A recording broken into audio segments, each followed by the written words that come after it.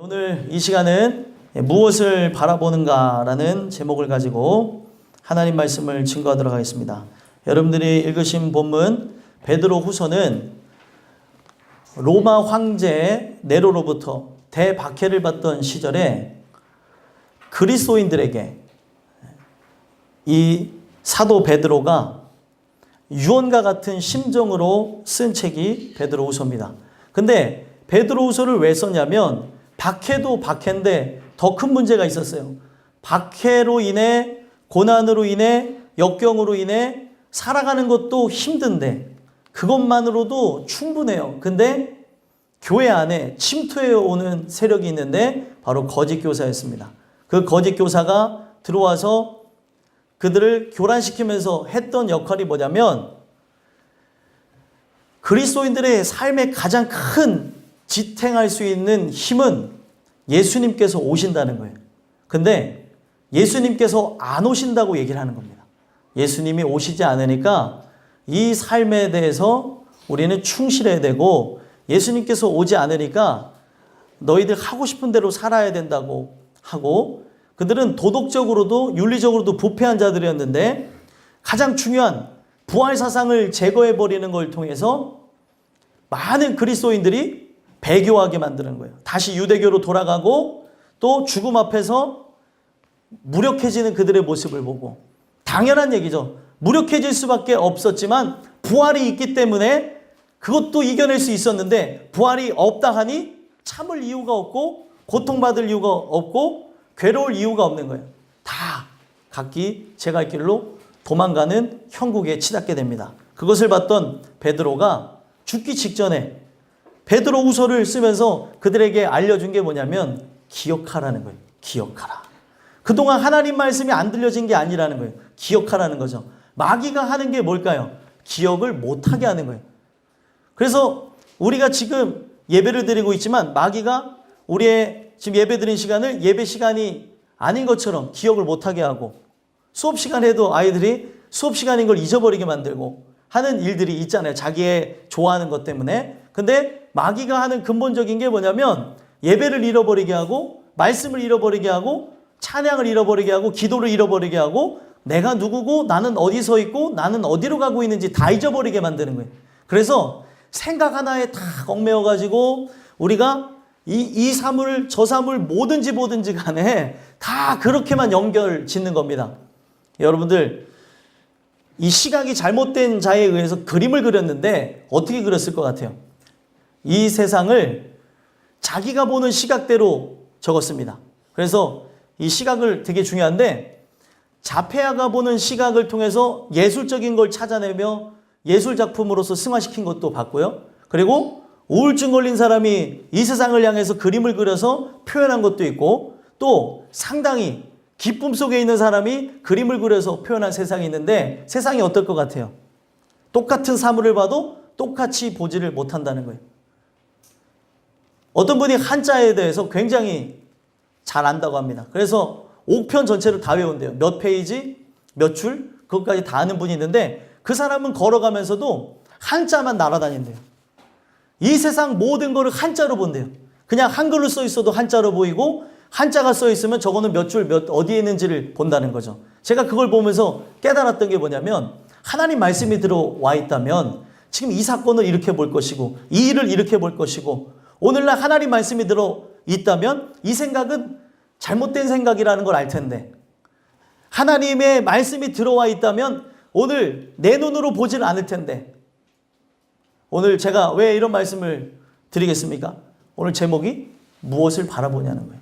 사람의 시각이 굉장히 중요한데 시각이 편협하다고 그러고 우리가 운동 선수에게도 얘기해요. 시야를 넓혀야 된다. 저 멀리 봐야 된다. 그래서 유능한 선수가 되려면 저 멀리까지도 봐요. 그래서 뒤로 돌아가는 선수, 앞으로 가는 선수까지 다 보면서 한다고 칭찬을 합니다. 운동 경기에서도 시야를 따지는데 인생에도 시야가 있어요. 우리가 바라봐야 되는 게 있는데 바라봐야 될 거는 못 봐요. 뭘 보냐면 근시안적이라는 거에 가까운 것만 보는 거예요. 지금 내가 봐야 되는 거는 저 멀리 있는 걸 봐야 되는 거죠. 여러분들 학창 시절에 금을 거본 적 있습니까? 운동장에서 요즘에는 운동장에 흙이 없죠? 거의. 근데 흙 있는 그 운동장에 금을 긁을 때 여기 나무떼기를 딱 가지고 바닥을 보면서 그림을 그리는 친구와 저쪽에 금을 딱 정해놓고 그리는 친구와 어떻게 차이가 납니까? 일자로 가려고 하면서 이렇게 그린 친구들 같은 경우에는 나중에 가서 보면은 이게 직선으로 그렸는데 이렇게 가서 이렇게 갔어요. 예, 그런 거 안 해보셨나 봐요. 집에 가서 좀 한번 해보세요. 그렇게. 예? 집에서 그 해보시면은 아 이게 삐뚤어 가는구나 라는 걸 알 수 있습니다. 근데 저 앞에 사람을 정해놓고 목표물을 정해놓고 저쪽을 바라보고 여기서 선을 긋기 시작하면 그 선이 반듯하게 간다는 사실이에요. 바라봐야 되는 게 오늘 내가 저 멀리 있는 걸 바라봐야 되는데 가까운 거를 바라봐서 다 놓쳐버린 경우가 있다는 거죠. 그래서 성경에서 계속 얘기하는 게 뭐냐면 내 눈앞에 펼쳐져 있는 걸 보지 말라는 거예요. 지금 이게 다 뭐예요? 연막이고 이게 다 우리를 넘어뜨리는 거고 다 허상이고 우리의 인생 자체를 지옥으로 끌고 나가게 하는 건데 다 속고 있다는 거예요. 이스라엘 백성들의 얘기가 늘 단골손님처럼 등장하는데 이스라엘 백성이 애굽을 탈출해서 가나안을 향해 들어갈 때 그들이 어떤 걸 듣고 갔습니까? 네? 가나안에 들어갈 때 뭘 듣고 갔어요? 어려워요? 이 질문이? 뭘 듣고 갔어요? 하나님이 가나안 땅에 들어가게 하실 거라는 말씀 듣고 들어갔잖아요. 그러면 하나님이 거짓말을 하십니까? 안 합니까? 안 하죠. 이게 어디서도 나오냐면은 이방 선지자, 죄악을 범하는 그 저주하라고 부른 사람 입에서도 하나님이 어떤 분인지 대해서 쏟아졌어요. 그 입에서 저주하려고 불렀더니 하나님을 저주를 못하는 거예요. 저주하지 못하고 이스라엘 백성을 축복하면서 하는 얘기가 하나님은 후회가 없으신 분, 변함이 없으신 분, 회전하는 그림자도 없으신 분이라고 얘기를 한다는 거죠. 근데 사단은 어떻게 해요? 하나님은 아주 경거망동하신 분, 아주 이 세상에서 자기 하고 싶은 대로 하는 폭군, 이런 식으로 표현해버리는 거예요. 왜 하나님 나에게 이런 고난을 주십니까? 이런 역경을 줍니까? 하면서 불평과 불만과 원망을 갖는 거예요. 왜 줬는지는 궁금해하진 않아요. 제일 중요한 건 나에게 이 일이 왜 일어났는지를 알아야 그것을 해결하는 주님을 찾는데 그냥 이것만 봐서 마귀가 준 떡밥만 딱 물고 그냥 어디까지 들어가냐면 저 죽는 데까지 들어가는 거예요. 사람이 은혜가 없으면 부끄러운 줄을 몰라요. 여러분들 은혜가 입혀져야 내가 부끄러운 줄 압니다. 근데 은혜가 없으면 부끄러운 줄을 모르고 살아가요. 여러분들 하나님이 아담과 하와를 사랑했기 때문에 그들의 벗었음을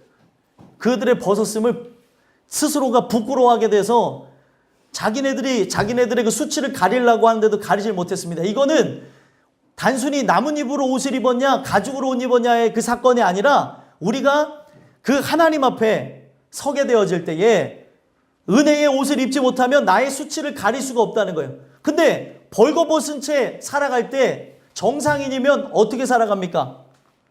벌거벗은 채 이 세상 살아간다면 아우 오늘은 날씨가 더운데 벌거벗고 나가야지 이런 사람 있어요? 바로 김윤기 집사님 붙잡아 갑니다. 그럼 바로 잡아가요. 자 가시죠 이러면서 잡아가게 되어져 있어요. 말이 안 되는 거예요. 벌거벗은 사람은 수치와 부끄러움을 느끼게 되어져 있습니다. 그런데 영적으로 벌거벗고 살아가는데 은혜가 오지 않으면 부끄러운 걸 부끄러운지 모르는 거예요. 믿음 없는 것이 부끄러운 건 아니지만 하나님 앞에 긍휼을 구해야 되는 거예요. 그런데 그걸 모르고 지금 나에게 일어나는 모든 현상이 믿음이 없어서 일어나는 현상인데도 불구하고 하나님 앞에 매달릴커녕 우리 안에 불만과 불신과 우리 안에 미움만 가득 찬다는 거예요. 여러분들 이 말씀이 말씀으로 안 들리면 오늘 이 시간부터 저를 미워하게 될 거예요. 근데 말씀으로 들리는 자는 지금 내 안에 잘못된 생각으로부터 내가 갇혔구나. 내 이 생각으로부터 벗어나야 되는구나라는 걸 알 수 있을 겁니다. 이게 정말 중요한 건데 은혜에 의해서 입혀지지 않으면 우리가 어떤 형태로 만났을지 간에 우리는 바라보는 게 틀리면 결국에 틀어지게 되어졌어요. 부부간에도 부모 자식 간에도 바라보는 게 틀리면 충돌이 일어납니다. 제일 중요한 게 시각이라고 얘기하고 있어요. 성경은 우리가 저 천성을 바라봐야 된다는 것을 강조하고 있는데, 오늘날 우리가 이 세속적인 것들을 바라다 보면서 당연시 여기고 나가고 있는데 아니라는 겁니다. 오늘 은혜가 오게 되어지면 내가 벗어쓴 것을 알고 두려워서 숨을 줄도 아는 거예요. 하나님에 대해서 두려워하는 거죠. 그때 하나님께서는 벗었으므로 두려워서 숨었다고 하는 아담과 하와에게 무언가의 희생이 들어간 짐승의 옷을 입혀줬다는 거예요. 그건 무엇을 얘기하는 겁니까? 그냥 짐승으로 옷 입혀줬다고 하는 사건이 아니라 짐승이 죽어져서 피가 흘린 거죠. 짐승의 희생이 있어서 그들의 수치와 그 부끄러움이 가려진 거죠. 그걸 통해서 얘기하고 있는 게 무엇입니까? 오직 예수님이 내 수치와 부끄러움을 가려줄 수 있다는 거예요. 근데 문제는 뭐예요?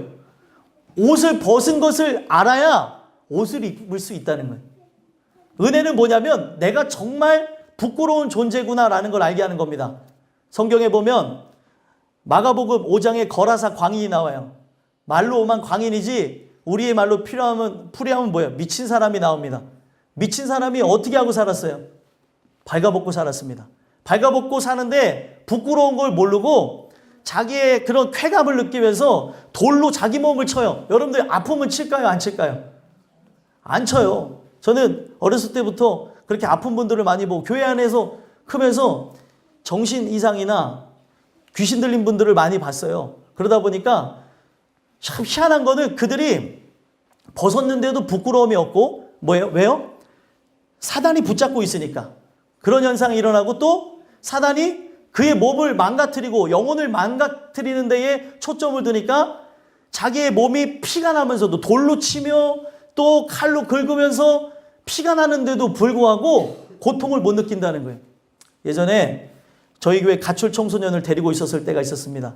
가출 청소년을 데리고 있는데 제가 그 아이가 너무 안타까워서 교회에서 데리고 자는데 어떻게 하다 보니까 가방을 이렇게 봤더니 가방에 칼이 있더라고요. 그런데 그 친구 너무 안타까워 집 나와서 그렇게 사는데 뭐 전도사님들은 알 거예요. 그래 걔네들하고 한 공간에서 같이 자기도 했었어요. 근데 칼을 왜 갖고 다니냐 했더니 언제든지 자기를 위협할 때 찌르려고 갖고 다닌다는 거예요. 그래서 그러지 말아라 하면서 같이 이제 몇 날 며칠 지나면서 가까워졌는데 어느 날 좀 시간이 얼마 지났는지는 기억이 안 나요. 오래전 일이라 거의 10여 년 가까이 된 일인데 그 친구가 칼을 갖고 다니는 또 다른 이유를 알았는데 뭔가 스트레스를 받으면 바깥에 나가서 칼로 팔을 긁고 오는 거예요. 그때 제가 그 아이가 피가 흘리고 들어온 거를 너무 화가 나서 제가 그 아이를 때렸어요. 야, 너 어떻게 네 몸을 이렇게 상처를 내냐고. 응? 정말 무섭게 해가지고 그 친구가 그때 이후로는 안 하겠다고 하고 막 그랬는데 이 팔을 난도질을 해놨어요. 근데 그때는 막 너무 속상해가지고 그 친구한테 뭐라고 하고 하니까 그 친구가 너무 겁에 질리니까 울기도 하고 그러더라고요. 근데 나중에 얘기해서 좀 정신이 돌아온 다음에 얘기를 하니까 그 친구가 이 칼로 팔을 긁 때 아프지가 않다는 거예요. 제가 그걸 보면서 생각이 드는 게 오늘날 그 아이만 그러겠습니까? 육적으로는 그렇게 살아간다 할지라도 영적으로 내 몸이 상하는지도 모르고 내 육이 죽는지도 모르고 하나님 앞에 대항하며 내가 지금 이렇게 해서 고통스럽다는 거 거짓말이에요. 진짜 고통스러운 사람은 죽을 것 같은 사람은 평생 담배 못 끊다는 사람도 제가 놀란 게 담배를 절대 못 끊습니다. 이거 끊으면 죽는다는 사람도 물론 아닌 사람도 있어요. 그런 사람도 진짜 강하게 만들었지만 대다수의 사람은 죽음 앞에서 자기가 좋아했던 것도 다 끊어버려요. 아직까지 내 안에 이것이 즐거운 거예요. 근데 이게 죄성이라는 건데 얼마나 무서운 거냐면 중독이 되어지는 거예요. 그냥 내가 이렇게 살아가는 것 자체, 고통받는 것 자체, 그냥 이 세상을 바라보면서 절망하는 것 자체, 신세한탄하는 것 자체, 직분이 어디 있어요? 목사든 또 아니면 성도들이건 은혜가 없으면 내가 누군지도 잃어버리고 내가 뭘 해야 될지도 모르고 불평과 불만 속에 다른 소리들을 쏟아낸다는 거예요. 제가 왜 서두에 이런 얘기를 드립니까? 무엇을 바라보냐가 굉장히 중요하다는 거예요. 무엇을 바라보냐에 따라서 이 인생의 고통도 고난도 기쁨이 될 수가 있는가 하면 무엇을 바라보냐에 따라서 한탄과 한심과 그 한숨과 답답함만 오고 갈 수가 있다는 거예요. 여러분들 뭘 바라보십니까? 성경은 딱 두 가지로 나눠요. 새하늘과 새 땅을 바라볼 것이냐, 아니면 이 썩어질 땅을 바라볼 것이냐. 오늘날 나의 불평, 불만, 다툼, 시기, 질투, 그리고 악독, 패역함은 성경에서 어디서 나온다 그래요? 이 땅을 바라볼 때, 사람과 비교할 때, 사람과 대화할 때 서로 속에 사단이 타고 들어가서 서로를 즐겁게 하면서, 아닌 것 같죠? 오늘 우리가 대부분의 얘기는 쓸데없는 얘기를 하면서 영혼들을 죽이고 있다는 거예요. 오늘 저도 마찬가지고 여러분들도 마찬가지고 부활절을 맞이했습니다. 무엇을 바라보냐는 부활하신 주님을 경험한 자만 하나님 주시는 은혜를 통해서 바라보는 게 틀려지는 거예요. 오늘 허락하신 말씀을 통해 내가 잘못된 것을 바라보고 있다면 온전한 걸 바라보게 하옵소서 기도하셨으면 좋겠고요. 우리 안에 있는 쓸데없는 아집과 고집, 흑백 논리, 나를 영원한 지옥으로 끌고 가는 얄팍한 자존심들 십자가 앞에 내려놓고 천국을 바라보는 은혜가 있게 되기를 간절히 소망합니다. 그래서 무엇을 바라보는가라는 이 제목을 통해 우리에게 세 가지 겉면의 말씀을 주시는데, 우리가 바라보는 것이 전제 조건이 있어요. 우리가 바라보는 것이 새하늘과 새 땅이라면 평강 가운데서 점도 없고 흠도 없이 나타나기를 힘쓰게 되어진다는 거예요. 제일 중요한 거죠. 주 앞에서 점도 없고 흠도 없이 평강 가운데서 나타나기를 힘쓴다는 거예요. 뭘 바라보는 거에 따라서요? 새하늘과 새 땅을 바라보는 거에 따라서. 자, 14절 한번 읽어볼까요? 읽어보겠습니다. 시작. 그러므로 사랑하는 자들아, 너희가 이것을 바라보나니 주 앞에서 점도 없고 흠도 없이 평강 가운데서 나타나기를 힘쓰라. 아멘. 자, 이 내용을 통해서 얘기하고 있는 게 무엇이에요? 바라보는 거에 따라서 힘쓰는 게 다르다는 거예요. 바라보는 거에 따라서. 세상 사람이면 이것이 필요가 없어요. 전제 조건이 뭐예요? 시작할 때 사랑하는 자들이래요. 사랑하는 자들. 바로 하나님과 그리고 나 사이에서 그 은혜를 통해서 그분과 인격적인 그런 만남과 사랑을 갖고 있는 존재라고 한다면 바로 우리가 그 하나님 주시는 은혜 가운데에 바라보는 게 틀려진다는 거죠. 뭘 바라보냐는 거예요, 도대체. 참 사람은 안타까운 게, 제가 아내랑 거의 이제 다투진 않는데 옛날에 자주 다툴 때 얘기하는 게, 이거는 분명히 아닌 걸 알아요. 저 사람이 이런 의도로 한 걸까 아닌데도 서운한 걸 갖고 제가 그렇게 제 아내를 힘들게 하면서 결국 눈물 짤 때까지 그렇게 했던 적이 있어요. 근데 그러다가 나중에 깨닫게 한 게 뭐냐면, 사람의 그 부패함과 본성에 대해서 알겠더라고요. 사람은 제일 무서운 게 뭐냐면 머리로 하는 게 제일 무서운 거예요. 가슴에서 알면은 내가 잘못했다든지 그거를 인정한다든지 용인하고 나가는데, 이거를 머리로 알아버리니까 머리와 가슴에서의 이 온도 차이가 크니까 폭발해버리는 거예요.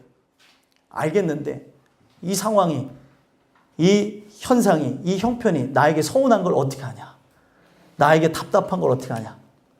여러분들, 그것 때문에 정말 몇 날 며칠을 고민하고 내린 결론은 뭐냐면, 이게 마귀가 하는 일이구나. 언제 깨달았을 것 같아요? 말씀을 듣는 중에 깨닫게 되어지는데, 그때도 그냥 넘어갔어요. 다투고 나서 넘어갔는데 몰라요.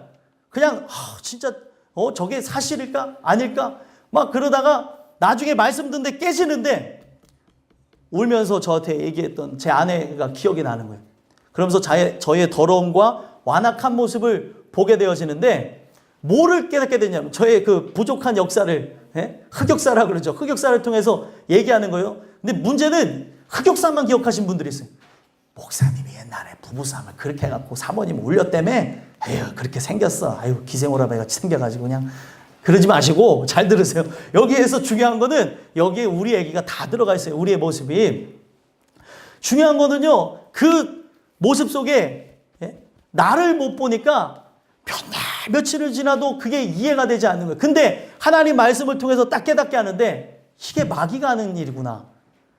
상대를 오해하게 만들고 오인하게 만들고, 진짜 아닌 게 확실한데 왜 그거를 물고 늘어지냐는 거예요.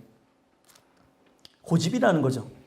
이게 인간의 잘못된 죄성이라는 겁니다. 이게 어디까지 끌고 가요? 지옥까지 끌고 가고 나만 죽으면 좋아. 근데 내 아내도 죽이고 남편도 죽이고 부모도 죽이고 자식도 죽이고 모든 사람 끌고 들어가 다 죽인다는 거예요. 그래서 제일 중요한 게 뭐냐면 바라보는 게 중요하다는 거예요. 왜 그렇습니까? 이스라엘 백성의 한 가정의 지도자가 택한 자가 바라보는 시각에 의해서 그 가족의 그 살고 죽음이 정해졌었다는 거예요.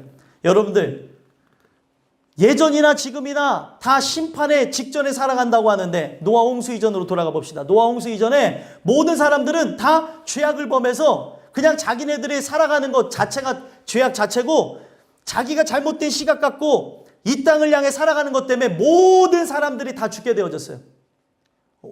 문제와 원인은 다른 데 있는 게 아니라 우리에게 있다는 것을 가르쳐주는 겁니다. 근데 그때에 노아 한 사람이 깨달았습니다.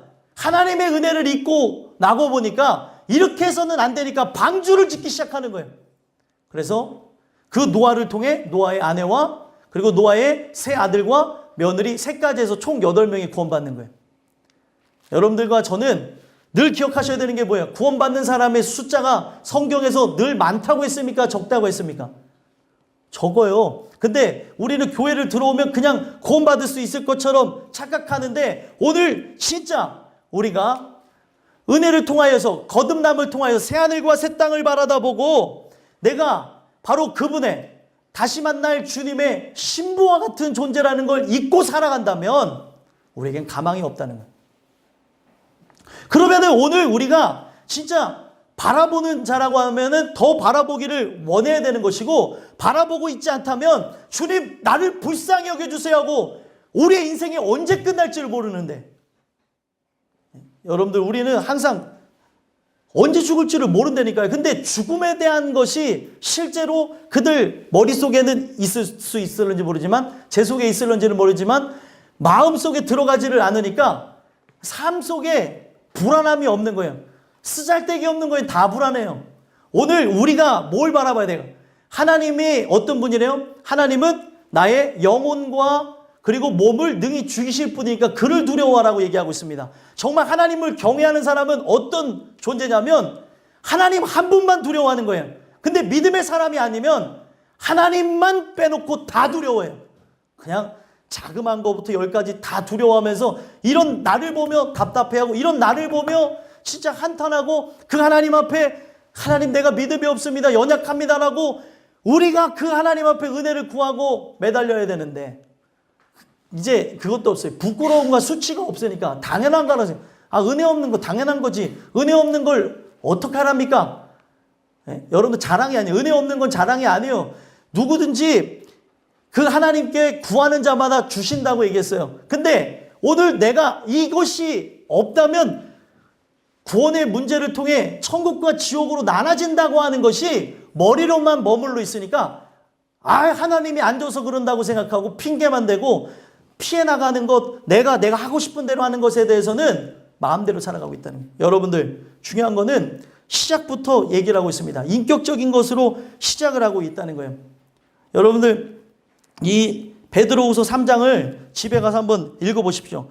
읽어보시면 제가 전하는 말씀이 좀 더 깊이 이해가 될 수가 있는데 모든 사람들은 다 죽게 되어진다는 거예요. 그래서 다 죽게 되어질 때 누가 사는 거냐면 강림한다고 하는 그 약속을 믿고 살아가는 자들이라면 사람은 어때요?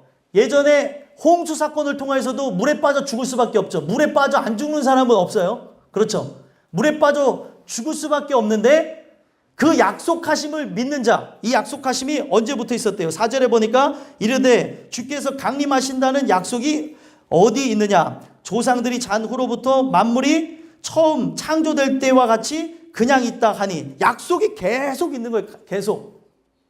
그런데 그 약속에 의해서 나가는 사람들은 물에 가라앉는 게 아니라 다 모든 사람들이 죽음을 피하지 못하죠.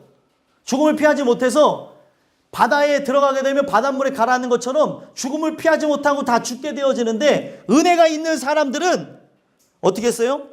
여기 보면은 세상이 6절에 보면은 물이 넘침으로 멸망하였으되 이제 하늘과 땅은 그 동일한 말씀으로 불사르기 위하여 보호하신 바 경건하지 아니하는 사람들의 심판과 멸망까지 보존하여 두신 것이니라. 세상은 물로 넘침으로 멸망했을 때도 구원받았고, 이 얘기는 뭐예요? 그 다음에는 부심판이 있을 것인데, 부심판 때도 그 약속을 믿는 사람, 무슨 약속을 믿어요? 오늘 나를 데리러 와서 새하늘과 새 땅으로 인도하신다는, 마치 신랑과 같은 그분을 기억하는 자들마다 바로 이 심판을 면하게 하실 거라는 거예요. 오늘 내가 무엇을 바라보냐가 사냐 죽느냐의 문제를 이끌고 가고 있다는 거예요. 오늘 보통 사람들은 뭘 바라봐요? 내가 좋아하는 것, 내가 사랑하는 것, 의지하는 걸 바라봅니다. 내가 관심사에 따라서, 예전에는 몰랐어요. 만약 아예 몰라, 저는 아예 모르는데 여자들은 가방을 메고 가면 그 가방이 뭔지를 안 돼요. 그렇습니까? 안 그렇습니까? 아는 분도 있고 모르는 분도 있고. 그리고 액세서리 차면 액세서리가 뭔지를 알아요. 만약에 관심이 없는 사람은 이렇게도 모르겠지만 관심 있는 자는 압니다. 임신에 관심 있는 사람은 그때부터 배부른 사람이 보인대요. 예전에는 임신한 사람은 이상이 없어 이렇게 생각했는데, 자기가 임신에, 그 육아에 관심을 갖고 보면은 여기도 임신하신 분, 저기도 임신하신 분, 없었던 게 아닌데 그때마다 보이는 거예요.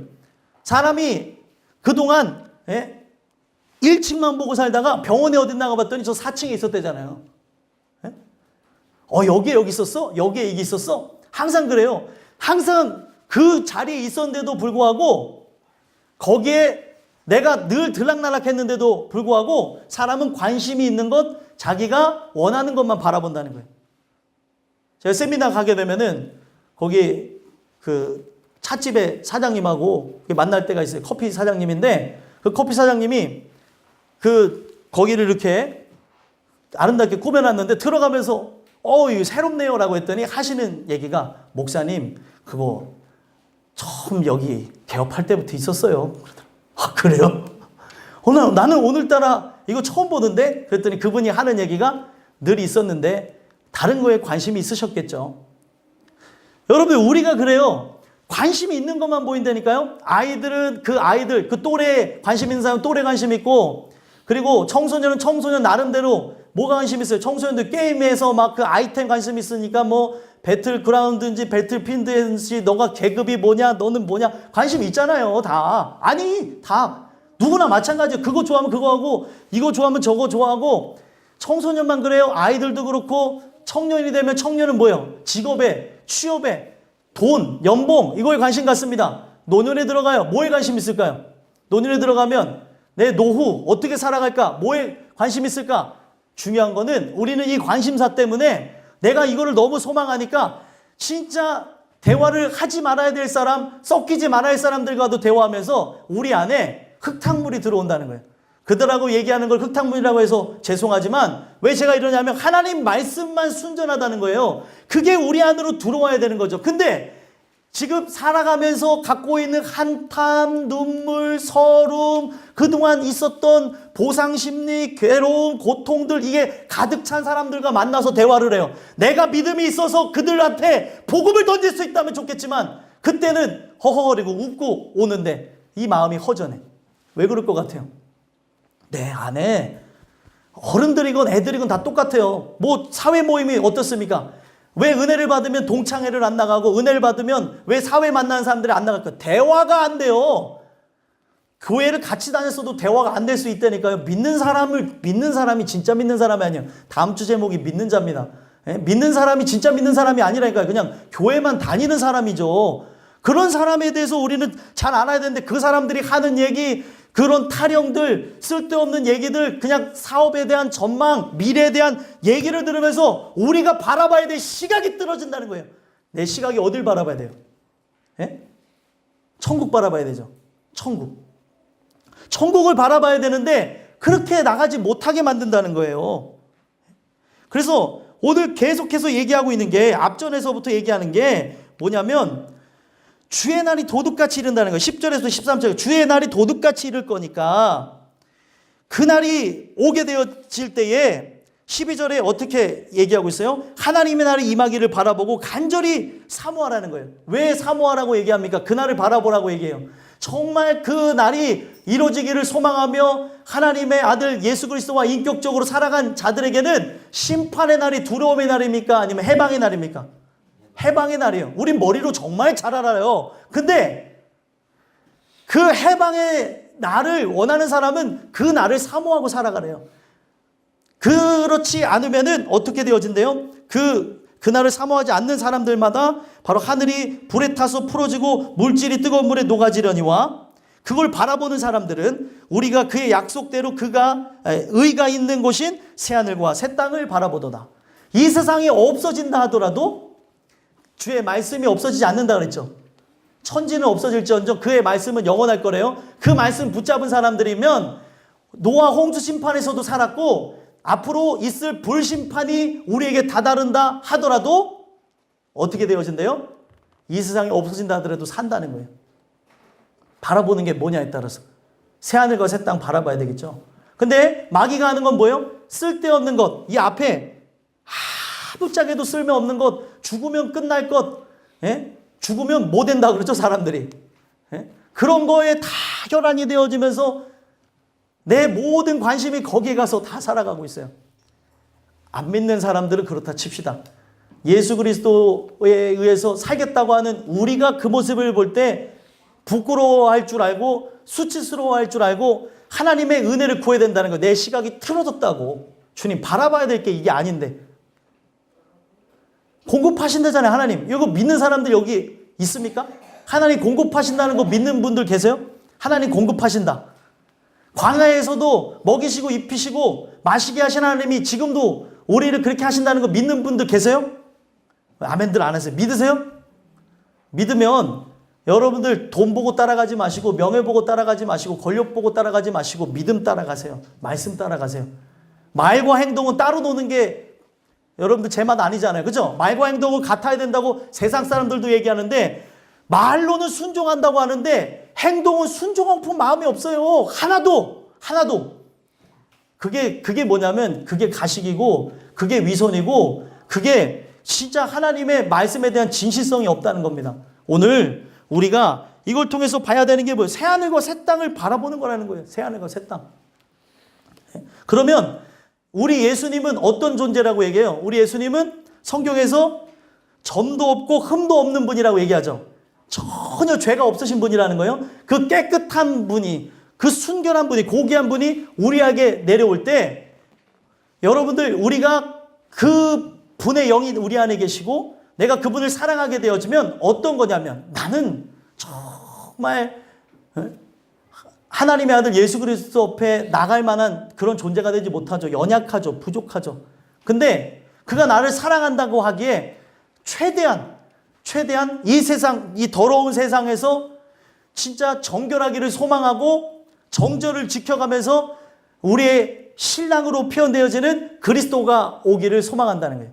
진짜 신랑, 남편이라는 얘기가 아니에요. 그런 관계로 되어져 있다는 거죠. 우리가 연약한 존재라고 한다면 내가 내 신랑을 사랑해요. 내 아내를 사랑해요. 내 자녀를 사랑해요. 이 사랑의 관계로 한번 봐보겠습니다. 사랑의 관계를 보면은 내가 정말로 그 사랑이라는 게 남아 있으면 어떤 모습이 있어요? 남편이든 아내든 남편에게 최대한 아름다운 모습을 보여주려고 그러고 아내에게 최대한 아름다운 좋은 모습, 멋진 모습을 보여주려고 합니다. 이게 서양인들은 더 강한데 한국인들에게만 생겨난 게 있어요. 아줌마와 아저씨라고 하는 제도가 생겨가지고 이게 서로에게 소원하게 만들고 하는 것인데 여러분들 뭐 과학적인 것도 따지는 게 아닙니다. 사랑을 받고자 하는 게 본능이고 내가 저 사람한테 더 얻고자 하는 게 사랑하는 마음이 있으면 일어나는 거예요. 그래서 그날따라 안 하던 머리도 묶었더니 오늘 뭐 달라진 거 없어 했는데 모르면 그때는 머리 막 붙잡는 거죠. 관심 모으려고 머리도 묶었고 머리도 자르고 왔는데 모르면 혼나는 것처럼 자, 이 내용 속에서 봐야 되는 게 우리가 그 사랑하는 마음이 있기 때문에 하나님이 어떤 분이세요? 거룩한 분이죠. 고귀한 분이죠. 순결한 분이죠. 때가 없으신 분이에요. 점이 없다고 하는 건 더러움이 없다는 뜻이고요. 흠이 없다는 것은 손색이 없다는 거예요. 손색이 없는 분을 우리가 결혼하게 되어진 건데 사랑하게 되어진 건데 어떻게 하겠습니까? 평강 가운데서 나타나기를 힘쓰라는 거예요. 힘쓴다는 게 어떤 의미인 것 같아요? 힘쓴다는 게 계속 애쓰는 거예요. 여러분들 이게 원어가 어디서 왔냐면 발에서 왔습니다. 발이 한 발짝 한 발짝 한 발짝 하면서 더 빨라지면 뭐예요? 달린다고 얘기하죠? 바로 힘쓴다고 하는 게 거기서 온 거예요. 내가 더욱더 은혜로 살기를 이리 뛰고 저리 뛰고 하는 그 심정을 가지고 하나님 나 안 되니까 하나님 나는 정말 부족하니까 어떻게 그분에게 견줄 수 있겠어요? 만약에 그는 왕족이고 우리는 만약에 그 왕족이 아니었다고 생각한다면 하나님 나에게 은혜를 주시옵소서라고 하는 그 심정 갖고 기다린다는 거예요. 오늘도 은혜 주시는 그 말씀을 통하여서 여러분들과 제가 예수 그리스도께서 오실 그때에 새하늘과 새 땅을 여러분들이 바라본다면 점도 없고 흠도 없이 평강 가운데서 주시는 그 안식 가운데 나타나는 은혜가 있게 되기 간절히 소망합니다. 두 번째로는요, 우리가 무엇을 바라보는가? 바로 새하늘과 새 땅을 바라다 본다면 주의 오래 참으심이 구원이 될 줄로 여기게 된다는 거죠. 15절 한번 읽어볼까요? 읽어보겠습니다. 시작. 또 우리 주의 오래 참으심이 구원이 될 줄로 여기라. 우리가 사랑하는 형제 바울도 그 받은 지혜대로 너희에게 이같이 썼고. 아멘. 주의 오래 참으심이 구원이 될 줄로 여긴다는 거예요. 사랑하니까 참죠. 사랑하니까. 그렇죠. 사랑하지 않으면 참고 인내하고 수고하는 일이 없었을 겁니다. 인간의 삶 속에서도. 근데 이거는 보이지 않는 하나님의 아들과 사랑을 나누게 된 거예요. 그러니까 그 아들과 사랑하게 되어지니까 어떻게 되어져요? 그 아들이, 하나님의 아들이 나를 데리러 오기까지 이 세상에서 은혜로 살아가는 것 때문에 수욕과 능욕과 그리고 치욕과 그리고 서러움과 눈물 속에 살아갈 때에도 기다립니다. 왜요? 너무 사랑하기 때문에. 그 사랑하는 분을 기다리기 때문에. 오늘날 머리로 신앙생활을 하니까 우리가 쓰러지는 거예요. 그 사랑이 들어오기를 소망하고 하나님 주시는 은혜를 통해 시각이 바뀌어지기를 소망해야 됩니다.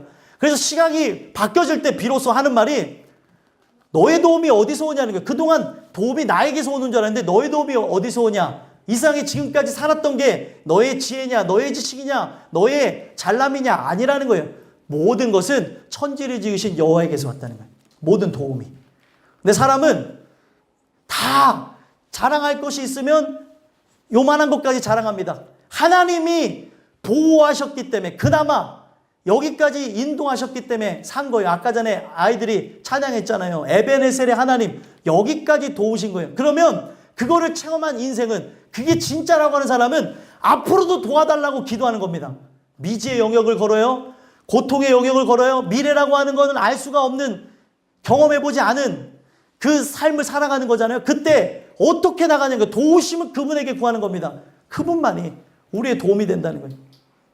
그래서 눈을 들어 산을 보라는 거예요. 눈을 들어 산을 봐라. 진짜 산 보라는 거예요? 눈을 들어 하나님 보라는 거예요. 이 세상 바라보지 말고 그분이 도움이시라는 거예요. 그분이 도와준다는 거예요. 이 얘기가 안 들리십니까? 도와준다니까요, 하나님이. 근데 도와준다고 하는데 그걸 왜 뿌리치냐는 거예요. 왜? 하나님이 살 길을 열어준다는데. 필요 없어요. 필요 없는 자에게는 안 준다니까요, 진짜. 필요합니다. 주님 주시옵소서 해도 안 줄 수 있다고. 이게 바로 내 권한이라고 얘기하고 있는데 오늘날 필요 없다고 하면서 할 테면 해보세요라고 하는 사람 절대 안 준다니까요. 줄다리기를 그치세요. 몸도 망가지고 영혼도 망가지고 죽을 수가 있습니다. 예? 근데 오늘 우리가 제 모습을 보니까 그래. 제 몸이 막 망가져가는 걸 보면서도 왜 내가 하나님 앞에 순종하지 못할까? 이게 오만이고 교만이고 아무것도 아닌데 여러분들이 걸려있는 얘기 같습니까? 제 얘기예요 다. 제가 하나님 앞에 순종하고 해야 될 게 있거든요. 여러분들은 여러분들 나름대로 있죠. 저에게 받은 걸 나눌 때에 여러분들 마음에 그 하나님의 빛의 역사를 통해 후벼 파고 들어가는 거예요. 누구 대상자가 절대 없습니다. 오늘 내가 하나님 앞에 순종하며 나가야 되는데 뭐가 가로막고 있냐면 시각이 저 멀리 바라봐야 되는데 저 멀리 배는 나의 시온성을 바라봐야 되는데 이 땅에 썩어질 거를 바라보니까 참지 못하는 거예요. 내가 도저히 참을 수가 없어. 예? 도저히 참을 수가 없다고. 예수님 때문에 죽은 사람도 있는데 예수님 때문에 정말로 얼굴에 침도 맞고 그리고 모든 능욕을 받은 사람들도 있는데 여러분들 어떻게 참을 수 있을까요? 이 사람들은 너무 사랑한 거예요. 너무 그 하나님을 믿은 거죠. 적당히 믿으라는 사람들이 있어요. 적당히 믿으면 이런 현상이 일어날 수가 없습니다. 우리는 진짜 그 사랑이 들어와야, 그분을 정말 믿게 되어져야 이 세상을 거절하고 저 천국을 바라보게 되어지. 은혜라니까요. 이거를 못하는 거를 구하라고 얘기를 하고 있다니까요. 제 얘기가 안 들리십니까? 구하라고요. 구하라고. 구하는 자에게, 찾는 자에게, 두드리는 자에게 주실 것이요. 근데 달라고 안 하는데 누가 주냐는 거예요. 그리고 달라고 하면서도 뭐예요? 하나님, 나는 그래도 이거 필요해요. 나 이거 가져야 돼요. 예? 다 그런 생각을 갖고 있는데 어떻게 사냐는 거예요. 어떻게? 못 살아요. 하나님이 인도하실 걸 믿고 나갈 때 하나님이 그걸 여시는 거예요. 죽을 걸 알면서 그 강을 건너가는 거고, 죽을 걸 알면서 싸우러 나갑니다. 근데 그들이 겉으로는 죽을 것 같고, 겉으로는 망할 것 같고, 겉으로는 끝날 것 같지만 그걸 순종한 이유가 뭐예요? 하나님이 인도하시는 걸 믿으니까. 아브라함은 갈 바를 알지 못하고 나갔어요. 오늘날 얘기하면은 그가 뭐 특별한 어디 직장이 있어서 간 게 아닙니다. 먹고 살 수 있는 데가 있어서 간 게 아니었다는 거예요. 여러분들, 그 얘기가 옛날 얘기입니까? 오늘도 유효한 얘기예요. 하나님의 편에 살고 있으면 살려주신다니까요. 이게 다 신비적으로 들려니까 사람들이 불만과 불평이 그 속안에서 나오니까 어떤 얘기가 나요? 하나님 앞에 기도도 안 하고 간구도 안 해보고 손가락 받으면 뭐가 살 수 있대? 이런 얘기나 나오는 거예요. 사람들 속에서. 여러분들, 하나님이 해주신다는 거 성경에 적혀 있습니까? 안 적혀 있습니까? 죽고자 하는 자는 살고, 살고자 하는 자는 죽는다니까요. 근데 우리는 뭐예요? 항상 살고자 하니까 죽는 거예요. 내가 포기할 것, 내려놓을 것, 내가 버릴 것, 내가 이 세상에서 관심 갖지 말아야 될 것을 내려놓으면 살 수 있어요. 근데 어린아이들이건 청년이건 장년이건 요만한 거, 그 요만한 게 성경에 보니까 이만한 게 아니고 이만한 거, 큰 거라고 얘기하고 있어요. 중국에서 요만 15cm 올라온, 15cm에서 3cm 올라온 돌을 뭐라고 했는 줄 아세요? 산이라고 했습니다. 그래서 사람들이 다 미쳤다 그랬어요. 아니, 왜 15cm에서 3cm에 올라온 이 바위를 왜 산이라고 하냐라고 했더니 그 밑에 15m짜리 이상의 돌산이 있더라고요. 눈으로 봤을 때는 뭐예요? 산이 아니에요. 흙으로 깔려 있는 거예요. 근데 그 안에 엄청난 큰 돌산이 있는 거죠. 오늘날 나를 괴롭히고 있는데 요만한 것 같죠? 요만한 것만 해결되면 될 것 같죠? 그 요만한 게 전부일 때가 있다는 거예요. 이게 해결이 안 돼서 천국에 못 갈 수 있는 거예요. 왜요? 다 양보해도 하나는 양보 못해요 라고 하면은 이 사람 천국 가면은 반드시 데모한다니까요. 하나님이 다 하셨습니다. 하나님의 주권 속에 엎드립니다. 말로 했으면은 여러분들 순종하셔야죠. 근데 우리는 말로 그렇게 하고, 그때는 말로 하고, 그때는 그렇게 행동하고 내 길을 걸어간다니까요. 늘 그러잖아요. 저도 그래요. 그래서 하나님이 막 치세요. 그러다가 그 하나님의 은혜 가운데 순종하며 깨지는 거죠. 하나님의 역사 가운데. 때로는 징계도 맞고. 근데 하나님께서는 뭐예요? 징계를 당하지 않고 은혜로 나가라고 이 말씀을 주시고 있다는 거예요. 우리의 모든 인생들에게. 얼마나 이게 중요한 얘기예요. 오늘 우리는 꼭 맞고 가려고 하는 성향이 있는데, 맞고라도 하나님 은혜 가운데에 살면 좋은데 이게 내 소관이 아닌데 왜 그렇게 고집을 부리면서 나가냐는 거예요. 오늘 우리가 바라봐야 되는 거는 이 세상 살아가면서 여러분들 정말 바보처럼 살아갈 수도 있고 무기력하게 살아가는 것처럼 보여질 수 있고, 은혜 안에 살아가는 것 자체가, 그냥 살아가는 것 자체가 눈물이고 괴로움일 수 있습니다. 그렇기 때문에 오래 참으심이 구원이 될 줄 여기라. 근데 왜 참아요? 예수님 때문에. 예수님이 하늘나라의 왕자예요. 나를 이끌어서 저 영원한 천국에 들어간다는 걸 믿기 때문에 그렇다는 겁니다. 그래서 성경에서 얘기하고 있는 게 무엇입니까? 성경에서 뭐라고 얘기해요? 지금 오래 참으심이 구원이 될 줄 여기라. 우리가 사랑하는 형제 바울도 그 받은 지혜대로 너희에게 이같이 썼고. 지혜대로 이같이 썼다는 거예요. 지혜가 뭡니까? 지혜라고 하는 거는, 성경에서 얘기하는 지혜는 깨끗한, 원어가 뭐냐면 깨끗하다고 해서 온 거예요. 지혜를 누구로 상징하죠? 예수님을 상징하죠. 예수님을 깨끗하다, 순전하다고 하는 이유가 뭔 줄 아십니까? 왜 그렇게 얘기하는 줄 아세요? 예수님은 하나님의 생각과 똑같아서 생각에 불순물이 없다는 거예요. 오늘 오래 참음이 있다고 하는 거는 그분만 바라보고 참는 거예요. 때로는 바보가 되어질 수 있어요. 때로는 나라고 하는 존재가 부정되어질 수 있어요. 때로는 엄마, 아빠, 그리고 남편, 아내, 부모, 자녀, 내 자존심을 다 불사할 수도 있습니다. 왜요? 진짜임을 증명하라는 거예요. 진짜임을. 하나님이 주시는 은혜 가운데. 여러분, 이게 세상 얘기가 아니에요. 오늘 우리가 하나님께서 너가 이거를 놓을 수 있을 때, 이거를 다 내려놓을 수 있을 때 바로 너는 내 자녀라고 얘기를 하고 있는데 하나님 믿지 못해서 못 나요 이러고 있다니까요. 놓으면 산다니까. 놓으면. 놔. 하는데 안 놓는 거예요. 이걸 어떻게 놔요? 어떻게 놔요? 제가 군대 몇 번 얘기했죠. 군대 얘기하는 거 별로 안 좋아하지만 레페를 잡았을 때, 헬기 레페를 할 때 줄을 놔야 내려가는 거예요. 잡으면 대롱대롱 해가지고 거기 레펠에 그 헬기 쪽에 부딪히고 다친다는 거죠. 놔야 산다는 거예요. 그리고 너가 혹 줄을 놓친다 하더라도 살 수 있다는 걸 강조해요. 왜냐하면 잡아주는 사람이 있다는 거예요. 그래서 계속 얘기하는 게 뭐냐면 놔야 산다는 거예요. 놔야. 근데 사람 뭐예요? 이거 놓으면 저 밑에가 11m예요. 인간이 가장 두려워하는 공포의 그 미터수 11m. 이거 놓으면 죽는 거 아닌가? 자, 여기서 다 설명해. 설명도 다 드렸어요. 설명을 안 한 게 아니에요. 줄을 두 손 놓고 해도 된다는 거를 조교가 시범을 보여줬어요. 두 손 내려도 밑에 잡아주니까 안 다칩니다라는 거를 거기서 또 설명하고 알겠습니까? 하면은 하고 자, 몇 번 올빼미 도와 하면 준비하고 도와 하면 그리고 딱 내려가야 되는데 내려가 그러면 안 내려가. 내려가. 무릎을 펴고 내려가야 된다는데 무릎을 굽을. 그러면은 저희는 무릎을 이렇게 막 밟아줘요. 그리고 막 살려줘요 조교님, 교관님 살려줘요 이럴 때가 있어요. 왜 무릎을 밟냐는 거죠. 내려가라는 거예요. 내려가야 산다고. 근데 우리는 뭐예요? 내려가면 죽는다는 거예요.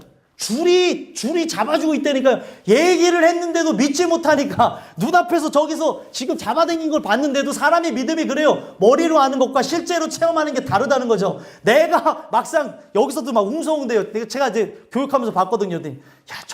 여기 있던 애가 하는 얘기예요. 아유 자식 저까지 것도 못하냐 했더니 얘가 제일 못하더라고. 막 울고 난리가 난 거예요. 못 내려간다고.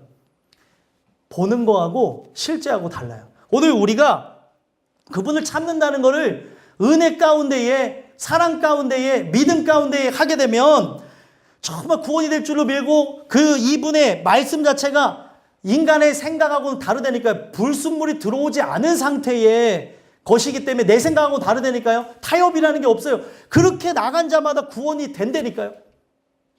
이걸 믿는 거고 이걸 의지하는 건데 사람들이 이것을 믿지 못하니까 이 사랑이 없으니까 어떤 일이 일어나는 거예요? 이 사랑이 없으니까 내가 하려고 하다가 안 하려고 하진 않아요. 사람이 율법을 갖고 율법으로 의를 이루려고 해요.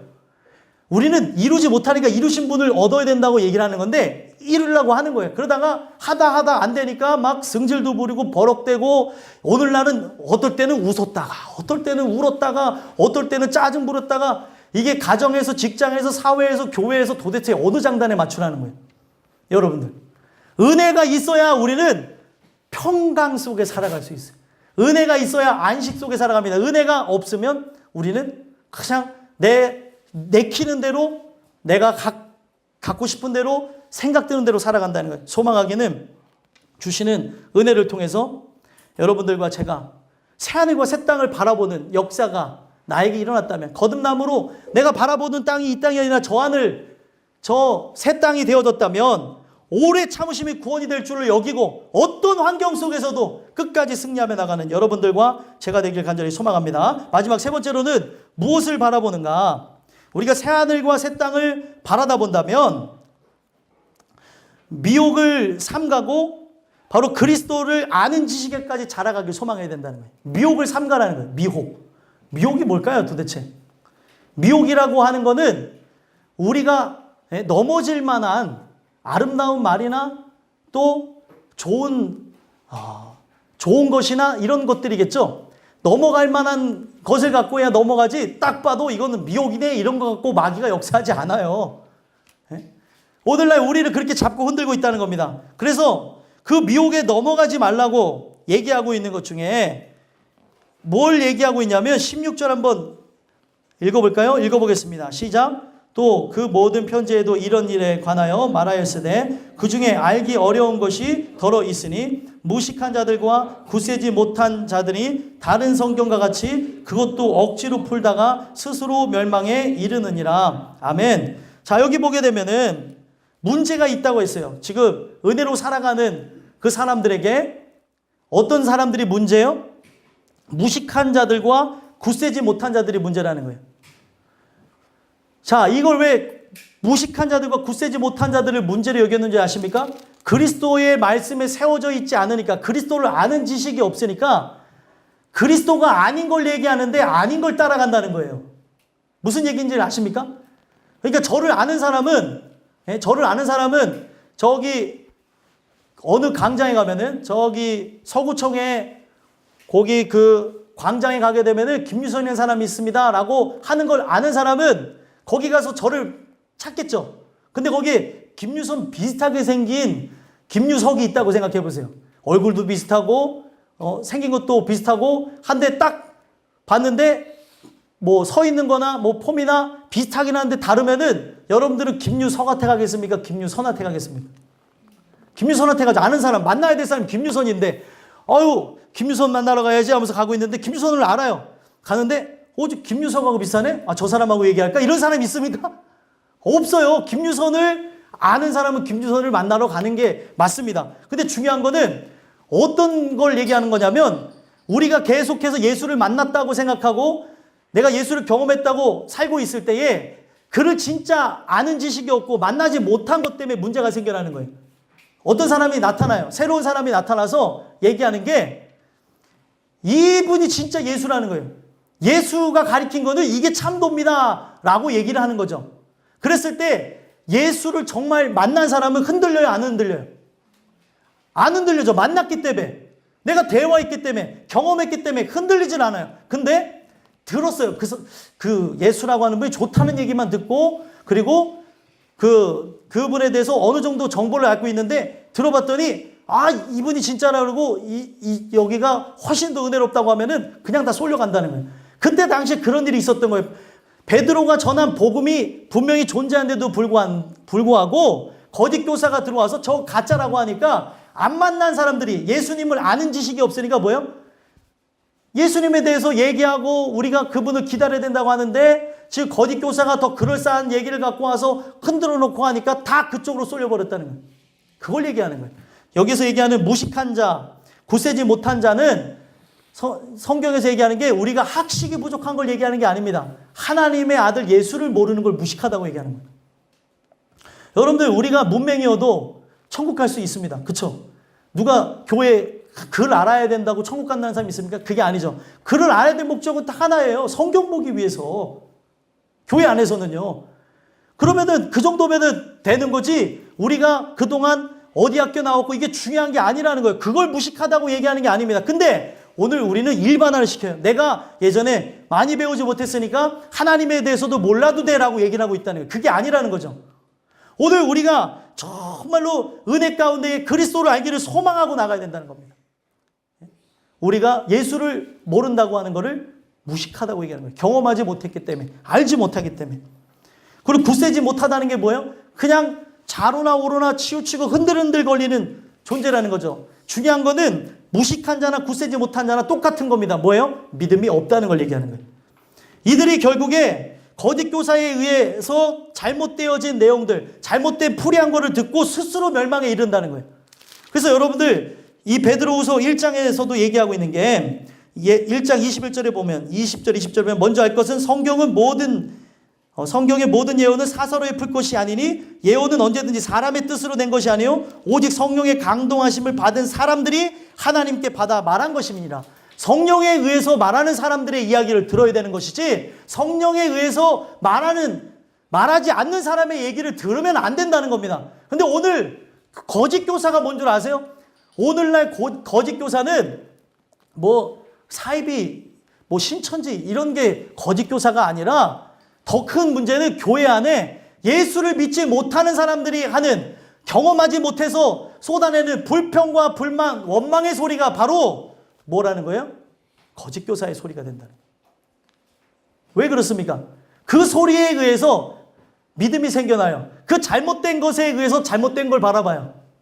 오늘 내가 그런 말을 할 수도 있고 내가 그렇게 살아갈 수도 있습니다. 근데 성경은 뭘 얘기하고 있는 거냐면 이런 일에 대해서 말하고 행동하는 거에 대해서 부끄러워할 줄 알고 하나님의 은혜를 구하라고 하는 거예요.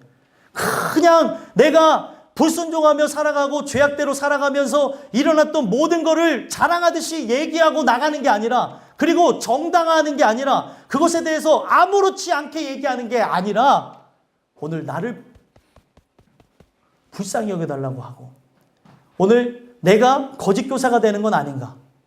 거짓 교사가 누구가 누구에게도 되겠어요? 부모가 자식에도, 자식이 부모에게도, 남편이 아내에게도, 아내가 남편에게도, 또 주변에 있는 사람들에게도. 세상 사람들은 그냥 썩어질 걸 위해서 살아갈 수 있어요. 당연한 거예요. 예? 그러면 여러분들이 진짜 썩지 아니할 것을 있으면 그거를 제시를 해야죠. 그거를 비판하고 정죄하는 게 아니라 이게 진짜 예수다. 이거는 즐거운 게 아니야. 근데 오늘 왜 문제가 생기는지 아세요? 그렇게 얘기해야 될 우리가 그거를 사랑하고 세상에 썩지 아니할, 세상에 썩지 아니할 것들을 사랑하기 때문에 문제가 되는 거예요. 아무것도 그것에 대해서 부러워하거나 답답하거나 그것에 대해서 비교가 없어야 되는 게 당연한 것인데 연약하잖아요? 부족하잖아요? 오늘 하나님께서 이 말씀을 주신 이유는 오늘 은혜를 통하여서 우리가 그리스도를 아는 지식이 없다면 내게 들어온 이 생각이, 내가 지금 아무 생각 없이 듣는 말이 나를 시험에 빠뜨리고 죄악으로 빠뜨리고 내가 지금 잘못되어진 이 판단 하나가 내 영혼의 그 여정 속에서 한 달이든 두 달이든 세 달이든 아니면 영원히 못 돌아올 길을 건너갈 수 있다는 거예요. 하나님 말씀 듣는 거를 우리가 쉽게 생각하면 안 된다는 겁니다. 그렇기 때문에 오늘 우리가 무법한 자들, 17절에 보면 사랑하는 자들아 너희가 이것을 미리 알았다는 거예요. 거짓 교사가 있을 거라는 걸 알았고 오늘날 우리가 잘못되어졌다는 것 이미 이스라엘 백성들을 통해서 충분히 알았다는 거예요. 결국에 무법한 자들이 미혹에 이끌리지 말라는 거예요. 하나님 말씀에 들어가기를 소망해야 된다는 거죠. 무법한 자들이 이끄는 미혹이 뭘까요?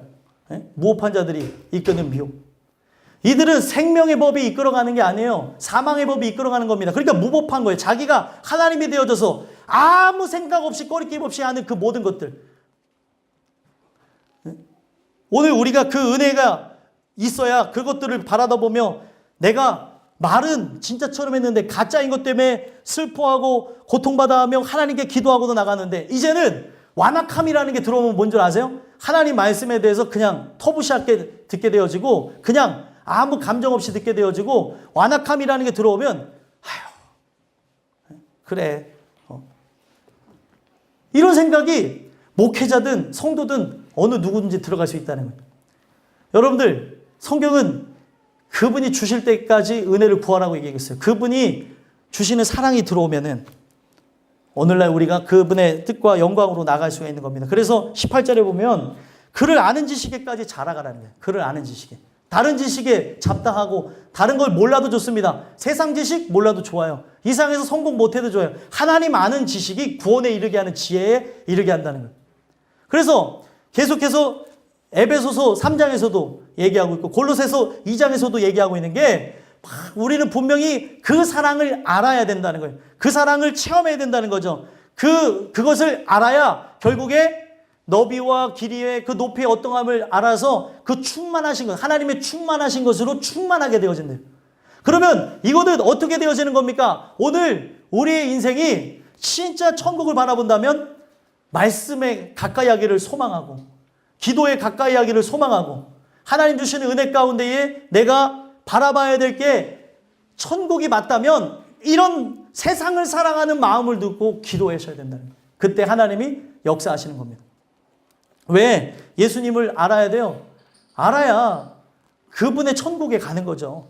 그래서 누가복음에서도 누가복음 1장 77절 누가복음 1장 77절도 집에 가서 한번 읽어보세요. 거기서 안다는 게 구원에 대해서 받는다는 그 의미가 바로 그노시스라고 해서 계속 똑같이 얘기하는 겁니다. 지금 이 아는 지식이라는 단어를 계속해서 언급하고 있다는 거예요. 은혜가 우리에게 오지 않는다면 불가능한 거죠. 그래서 이거를 만난다고도 얘기하고 성경은 어떻게 얘기하고 있어요? 자라난다고도 표현하고 있습니다. 씨가 들어와서 계속해서 말씀을 들으면서 그 말씀이 양분이에요. 자라나서 열매를 맺을 거라는 거죠. 근데 말씀을 떠나고 내 생각에 의해서 내 마음대로 살아가게 된다면 자라날 수가 없는 거예요. 그리고 우리가 만나는 것도 마찬가지입니다. 자꾸 만나고 만나야 그 사람이 어떤지를 알게 되어지죠. 결혼하면서도 몰랐던 것을 결혼을 생활 오래 하면서 10년, 20년 만에 또 알게 되는 것들도 있을 수도 있고 숨겨왔던 것들을 알 수도 있고 우리는 자꾸 만나야 알 수 있는 겁니다. 근데 오늘 우리가 저 천성을 바라보지 않으니까 만나고자 하는 마음이 없는 거예요. 알고자 하는 마음이 없는 거예요. 자라가야 된다고 얘기합니다. 계속 자라나는 거예요. 죽을 때까지. 이걸 포기하면 안 되는 거예요. 왜요? 내가 진짜 은혜를 통해서 경험한 만큼 하나님이 주시는 그 지혜와 지식이 들어온 만큼 하나님을 경외하고 하나님 뜻 가운데 순종하게 나가게 되어진다는 거예요. 오늘 허락하신 말씀을 통해 하나님의 인도하심으로 역사하심으로 나가는 저와 여러분들이 되기를 간절히 소망합니다. 기도하겠습니다. 하나님 무엇을 바라봅니까?